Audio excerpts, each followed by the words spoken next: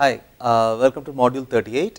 In this module what we are going to do is we have tied together a lot of things. As a picture we had what the controller is supposed to look like as a black box. We also had almost a grey box description of what a data path must be, and then we had this top level module itself. So let us look at the top level module for a little while. So this is the top level module. The top level module has clock and reset, and it has 3 inputs, input 1, input 2 and go, and output and done. So one of the things that we have not talked about so far is what is the size of these inputs, because I am supposed to be calculating GCD of numbers, right, and numbers have width, as in the number of bits required to represent the digital the decimal value. We need to decide that. So one of the things that we will assume is input 1, input 2 and output, we will assume that they are all 8-bit values. So these three we will assume are 8-bit, go is a 1-bit value and done is a 1-bit value. So the first thing we are going to do is we are going to write a module description for the top level module, and this is so what this top level module needed was actually two different modules. So one of the modules is the controller and one of the modules is the data path, and what the top level module in turn will have is a set of things. So let's start the description. What we need is we are going to instantiate a controller, we are going to instantiate a data path, and we are going to connect all of them together with this interface description. And so right now this is a top down view of what we are going to do, and this gives us a small problem at a time to deal with. So I am not worried about all the things that is going to go into the data path itself or how the controller is going to be written up. I am first going to write what the overall system is going to look like. So this I am going to do as a Verilog module itself. So let us see the design description for a GCD machine. So I am going to define a machine called GCD machine, and the GCD machine is going to have several things. So it is supposed to have clock, reset and what not, right. So I am going to put all of those in. So I have clock, reset, and I am going to have 3 inputs, an input called go, an input called in1 and another input called in2, and we are going to have 2 outputs, one output called out and an output called done, and I have to specify what each of these things are. So clock and reset are just inputs, and the in1, so clock, reset and go are all single bit inputs, so I'll specify them as is. In1 and in2 are again inputs, but I am going to specify them as 8-bit values. Then there is output out, and there is also an output called done. So done is a single bit output, and the actual output it could be a 8-bit output. So if I give the same number which are both 8-bit numbers, then I may get the result which is a 8-bit number. So I have that. So this takes care of the module interface that we need for the GCD machine. Now let us go back and look at the picture for the internal diagram. So the internal diagram says the controller should be connected to the data path. There are a few signals that are going back and forth between the controller and the data path. The input of the go, the input go of the design should go to the controller. The input, then there is clock and reset, which is supposed to go to both the controller and the data path, and the output is supposed to come from the data path, done is supposed to come from the controller, all these little things that we needed. So this is a slightly more detailed picture of what we needed. What I am going to do is I am going to take this picture and I am going to write Verilog description based on this. So what I already have is a boundary view of what the topmost design module is supposed to have. Now I am going to look at the internals. So the clock that is coming from the external world, reset that is coming from the external world, go that is coming from the external world and so on should all go to the controller. So these are the 3 inputs that will go to the controller. Then there are 3 more inputs, namely A greater than B, A equal to B and A less than B, which will also come into the controller, that is going to come from the data path, and these 4 should go out of the data path. So if I imagine this as I am going to buy 2 chips, one called controller, one called data path, I will still need wires to connect all of them. So let us look at all the wires that are needed. So controller will need 4 wires, A select, B select, A load, B load to connect to the data path. Then we will need 4 more wires, namely A greater than B, A equal to B, A less than B and output enable. So we will need 8 wires so far to take care of various connections between the controller and the data path. So let us do those declarations first. So what are the different things that we need? So I will have a wire for A greater than B, A equal to B and A less than B. So I have 3 wires for that. Then I will need 4 wires that are going from the controller to the data path. So that is A load, A enable or A select, I think I called it, then B load and B select. Right. So this takes care of connections that are going out of the controller, and one more signal that's supposed to come out of the controller is output enable. So this, again, if you look at the picture, we have taken care of these wire declarations, right? All these wire declarations are taken care of. Now let us go and look at how the design description is going to be. So let us look at the controller for now. The controller is supposed to take these as inputs and give these as outputs. That is exactly what I am going to do. So I am going to call my controller as controller later, and this is instantiation of a controller. So I do not even have the design for the controller yet, remember. All I am doing is I am saying the controller is supposed to have all these connections, and I will assume that somebody is going to design the controller and give it to me, and this controller will have this interface. So what is the interface? I am also going to decide the interface right now. So it is supposed to take a clock, a reset, a go, and it is supposed to take A greater than B, A equal to B, A less than B. So these are the inputs that it is taking. So I am going to specify all of those.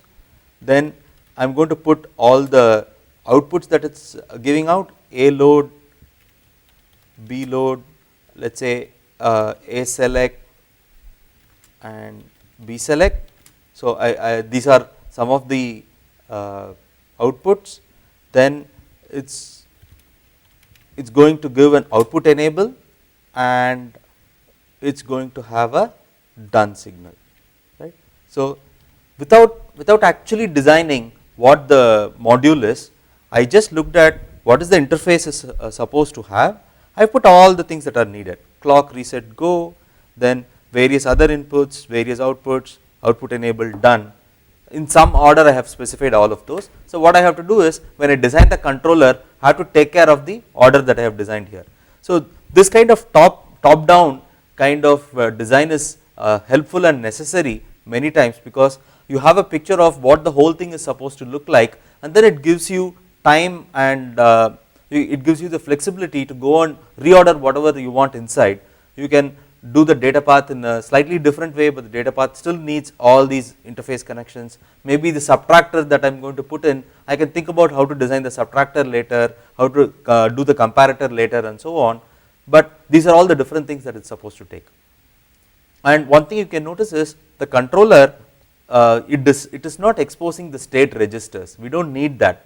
We need the controller to do the job of controlling the data path, and the state machine that we did there, we are not supposed to expose the state machine itself to the world. All we need is the outputs of the state machine, the inputs of the state machine. The state register itself need not be exposed. So you do not see it in the picture here, you do not see it in the Verilog description either.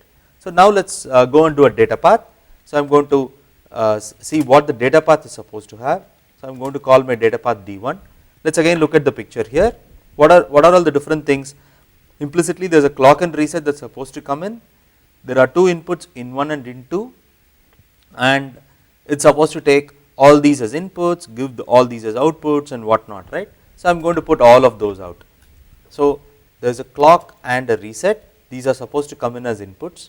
Then there is a select, a B select, so these are supposed to be going in as inputs. Then A load, B load are also supposed to go in as inputs. Then it is supposed to give 3 outputs, A greater than B, A equal to B and A less than B, and it has another input line called output enable. And finally, the actual output itself is supposed to come from the data path and not the controller. So if you go and look at the output, that is called out, so I am going to put that here. And this actually finishes the module description for the top level module. So let us see the top level module completely. So it has this module GCD machine, it has clock, reset, go, input 1, input 2, output and done. It has these as inputs, these as outputs, all these other things are wires, and this is supposed to instantiate a controller which will be designed later.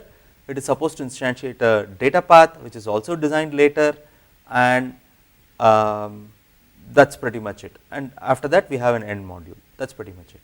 So there is no reason why the order in which the wires are given here are supposed to be maintained in data path, there is nothing like that. So all we need is the name connections. So here if you notice this A greater than B, A equal, A less than B, and then the load signals and then the select signals are given in that order. However, here the select signals are before the load signals and the load signals are before the greater than, equal to and so on. So this is just names of the wires, as long as you tell this in the Verilog description that this pin from this controller is supposed to connect to this pin of this data path element and so on, that is all you need, you do not need more than that. So we have that here. So far we have the design description for the controller itself. So I am going to try and do something similar for the data path. So let us again look at the picture for data path. Let us see the data paths picture. So the data path has several things. It has 2 subtractors, 2 multiplexers, 3 registers and a comparator, and there is a lot of wiring that is supposed to be connected, connecting all of these. So the next thing I am going to do is I am going to try and write the data path for this. So let me save this. So I am going to write datapath.v. So let us see what are all the different things that the data path itself needs. So the data path has all these as the interface. We actually had the interface earlier, so we had assumed that the data path is going to have this kind of an interface. So I will just copy that right now. I will copy this. So now I am going to do the modifications to it. So I have a module called data path, it is not an instance, so I will delete the instance name, and this is the description that the data path is supposed to have. So as an interface, the data path has all these things. Now again I have to specify which are all the inputs and which are all the outputs and so on, and so from the data path's point of view we know these things. Let's do that first. Clock and reset are single bit inputs that are supposed to come in, so we have that. Then A select, B select, A load, B load again are all inputs that are coming in. So A select, B select, A load and B load again are inputs. Then let us look at the equal to, greater than and less than. So those are 3 outputs. So that is supposed to be an output, A greater than B, A equals to B and A less than B, we have them as outputs. There is an input line that is coming called output enable, and there is another output which is actually a 8-bit output. In this case it is supposed to be an 8-bit output So, I will put that in.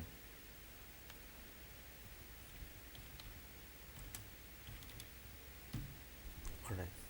So, let us go and look at the design once more. So, the design has various things, and so that oh, I forgot one small thing here. So, the data path is also supposed to take the input 1 and input 2. I forgot that here. So, these are two inputs which are the data inputs. I forgot that in the design file. So, I have put that in now. In the data path again, they will have two inputs.